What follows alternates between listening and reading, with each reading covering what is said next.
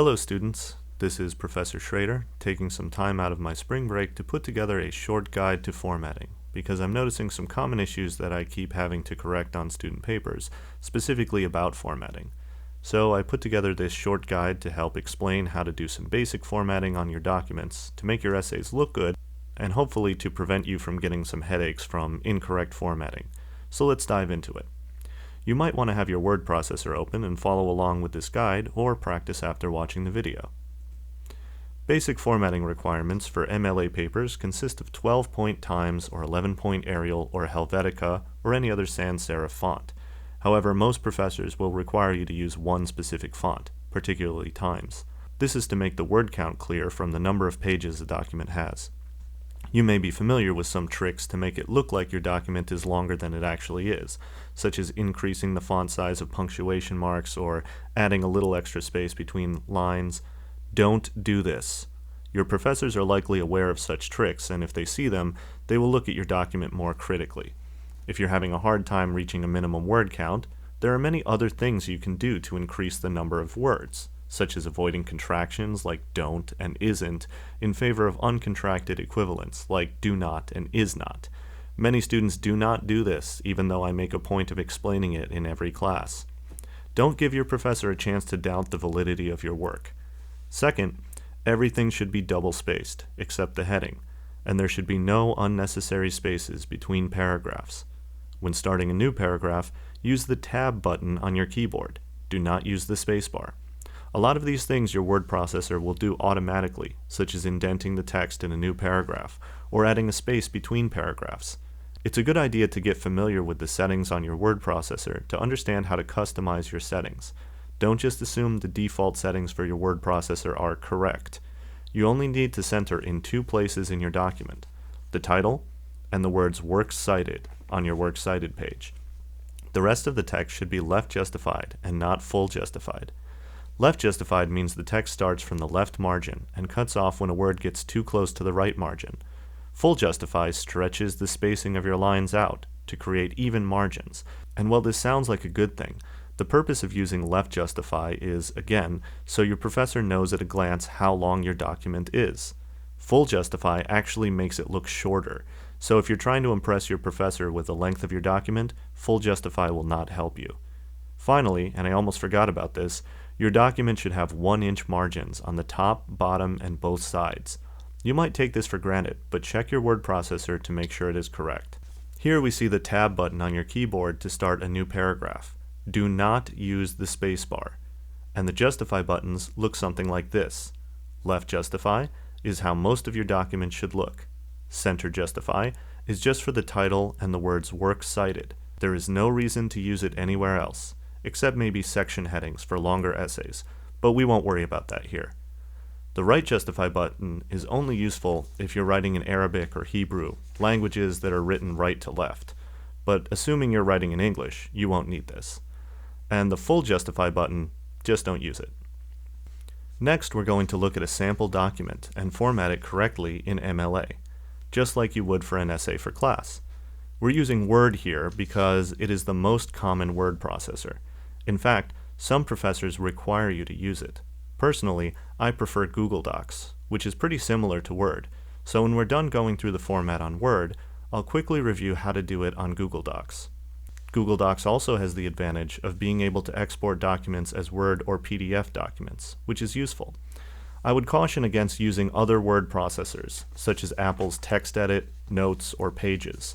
They might work well for you, but they are notoriously not compatible with most other software used by colleges. I recommend, if you don't use Google Docs, to get a copy of Microsoft Word for Mac if you use Mac, or to use an online service like Microsoft Office Online. Your college should provide access to this software for free, so take advantage of it. We're going to start with the heading: your name, the class, the professor's name, and the date you handed in. Next, let's go to line spacing options to make the heading single-spaced. In Paragraph, you should see this text box. Select Single for the line space, and make sure for your entire document that you select Don't Add Space Between Paragraphs of the Same Style.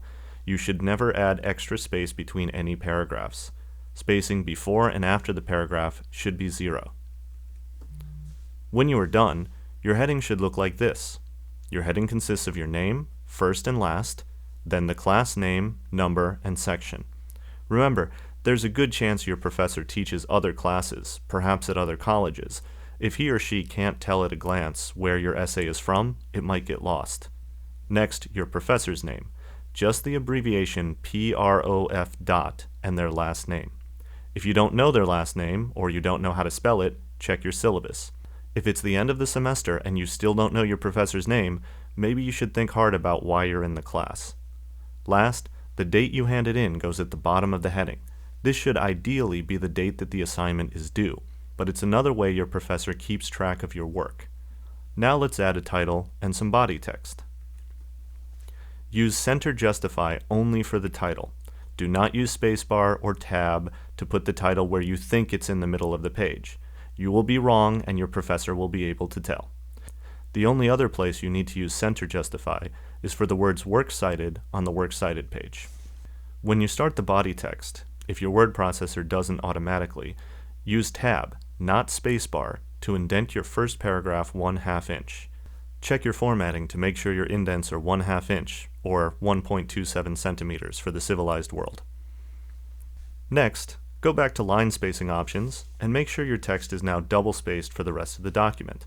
Again, make sure there is no extra space between paragraphs. If you've done everything right so far, your text should look like this.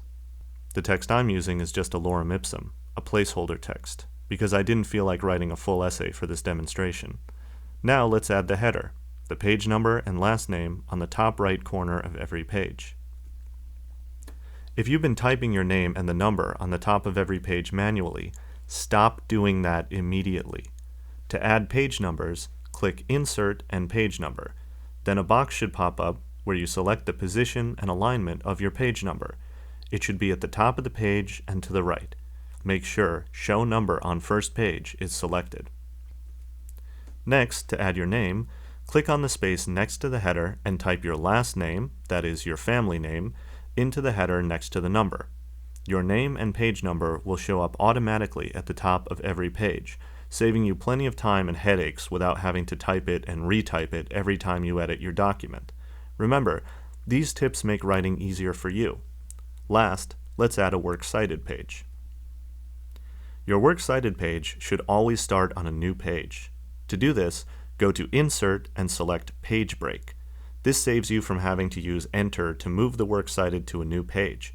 You should never have to worry about your works cited starting on a new page, and it makes formatting a lot easier. You can disagree with me, but try it first.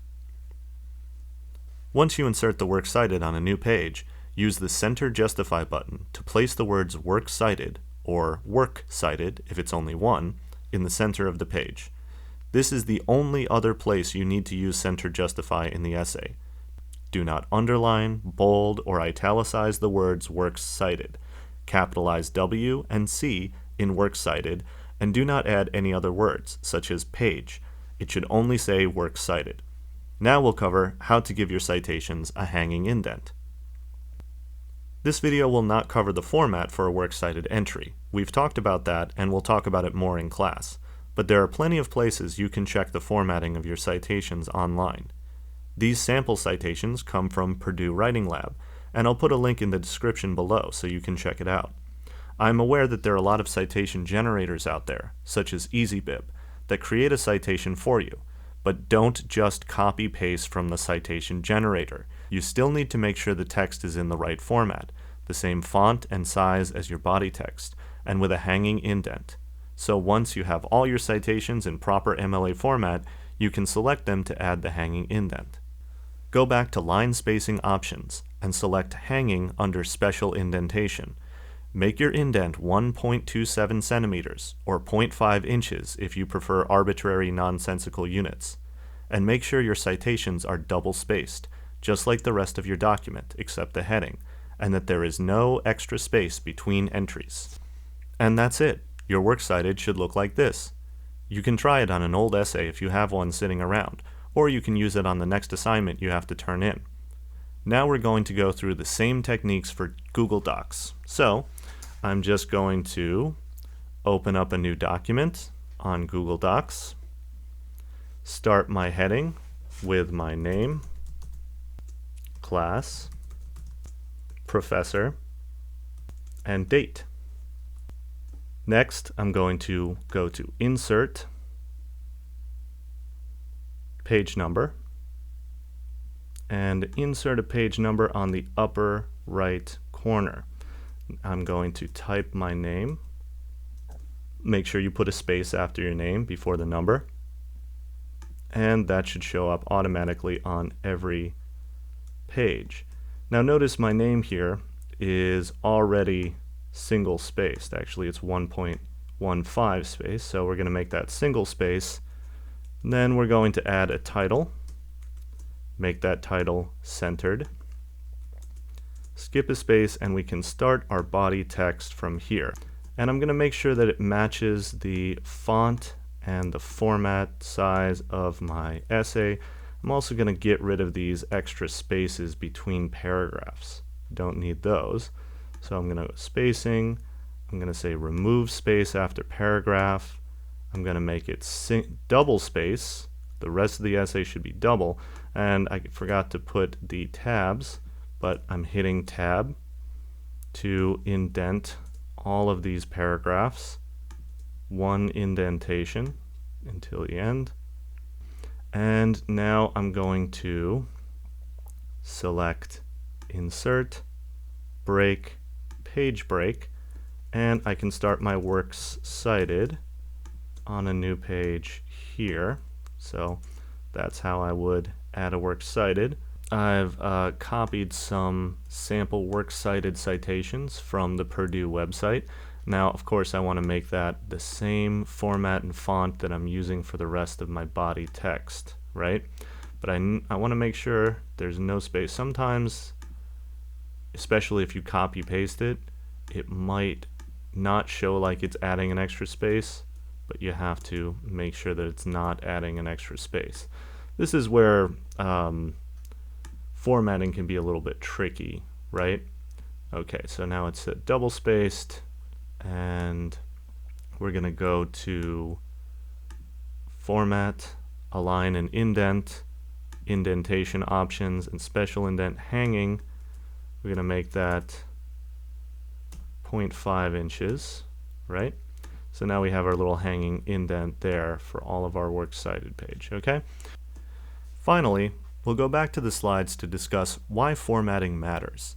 And I know a lot of this seems unnecessary and arbitrary, but I like to tell my students about screenplay formatting. Before teaching, I studied screenwriting, and if you've ever seen a screenplay, it has a very specific format. That's because there's an industry standard. Every screenplay should look a certain way so the actors, cinematographers, directors, etc. know exactly what they're looking at. You could write an excellent screenplay, but if it's not in the right format, no one will read it. Similarly, requirements for education dictate that you use a specific format for your essays. This shows familiarity with the standards of your discipline. If you're going into the arts and humanities, you'll be expected to use MLA format. Also, most scholarships or academic awards require a specific format. If your essay is not in that format, it won't even be considered. If you're going into the sciences, you'll be expected to be familiar with a different kind of format, APA, and most science teachers will not take time out of their class to explain it to you. Your task as a student is to apply your knowledge of formatting to the requirements of your course. In addition, format helps your professor know whether or not you've met the minimum length requirements for your assignment. Besides, most professors start assessing student work based on the format. If the format is correct, it means the student is paying attention and knows what is expected of them in class. If the format is off, it means the student might not know or care about the details of formatting, and the professor must spend less time focusing on the student's ideas and more time correcting things like formatting. Now, I don't pretend to be the authoritative voice on everything formatting, but this is a basic overview. Some professors will have slightly different requirements, such as spacing, citations, punctuation, etc. It's always a good idea to ask your professor at the beginning of class what he or she prefers. They might not treat it like a big deal, but it shows that you care about details and you're a good student. In summation, I'd like to thank you for taking time out to watch this little guide to formatting. I hope it's answered some questions you had about MLA and formatting in general. If you like this video, give it a thumbs up. Let me know what you liked about it in the comments. And if there's enough interest, I might do a follow-up on specifics of MLA formatting, such as citations and the details of the Works Cited page. Someday, I'll even do an instructional guide to APA format. Let me know what you think. Have a nice day, and peace.